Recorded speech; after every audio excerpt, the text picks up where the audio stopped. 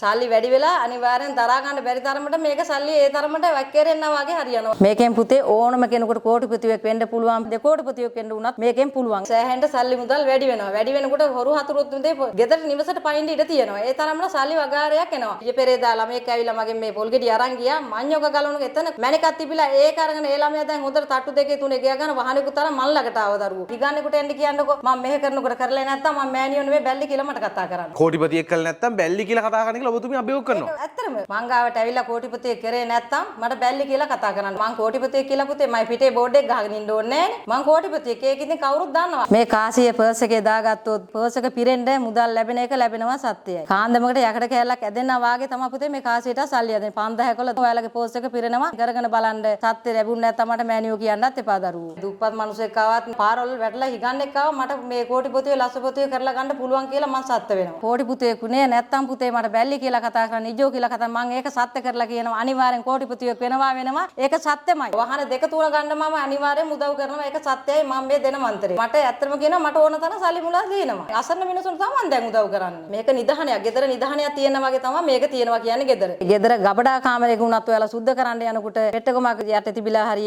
ඔයාලට මැණික් ගාලක් හම්බ වෙනවා ඒ තරමට මේක බලගත්ු පොල් ගෙඩියක් යන්ත්‍රයක් මාලාවක් මෙන්න ඔයාලට නිදහන පහළ වෙනවා සත්‍යයි කියන්නේ නිදහනෙම තමයි මේක ගෙදර තියලා කෝටිපතියෙක් උනේ නැත්තම් මට බැල්ලි කියලා කතා කරන්න කෝටිපතියෙක් වෙනවාමයි සත්‍යයි මම ඒක අනේ ඕනම තැනක දියුරලා කියනවා. හිතේ ඉන්න ඕනම කෙනෙක් ඔයාට වන්දනය කරගන්න පුළුවන් වශී කරගන්න පුළුවන් මේක වශී කර්මයක්. මේ තියෙන්නේ දෙහිගොල්ල තුනක්. මේකේ ලියන්න උනයි දෙන්නගේ නම් දෙක. එක පැත්තක නෝනාගේ නම මේ පැත්තේ මහත්තයාගේ නම. මේ දෙහිගොල්ල තුන ලියලා තමාගේ කොට්ටේ පල්ලෙන් තියා ගන්න උනයි. දැන් ගෙන්න ගන්න මහත්තයා දාලා ගියා නම් ගෙන්න ගන්න පුළුවන්. කෙනෙක් වශී කරගන්න උනයි නම් වශී කරගන්න පුළුවන්. මේක හරියාකාරවම මේ වන්දනේ මං අනිවාර්යයෙන්ම කියනවා මේක බන්ධනයක්. කොට්ටේ පල්ලේ තියාගෙන උදේට නැගිටිනකොට එළියටවත් යන්නේ නැතුව ඔළුවට තුන්වරක් කරකවලා නළලේ මේක තියාගෙන ඒ ප්‍රාර්ථනාව ඉෂ්ට කරන්න. කියන්නේ එයාගේ හිතේ තියෙන ප්‍රාර්ථනාව කියන්න ඕනයි. කියලා අයෙක් කොට්ටේ පල්ලෙන් තියා ගන්න ඕනයි පුතේ. ආදරය කරන කෙනා ඔයාගෙන් දුරස් වෙලා ඉන්නවා නම් එයාගේ නම ලියලා මේක කොට්ටේ පල්ලේ දාගෙන මං කියපු විදිහට වැඩේ කරගන්න පුතේ. අනිවාර්යෙන් දවස් 3න් අනිවාර්යෙන් සත්‍යෙන් අනිවාර්යෙන් ප්‍රතිඵල ලැබෙනවා සත්‍යයයි. නාම වශී, කාම වශී,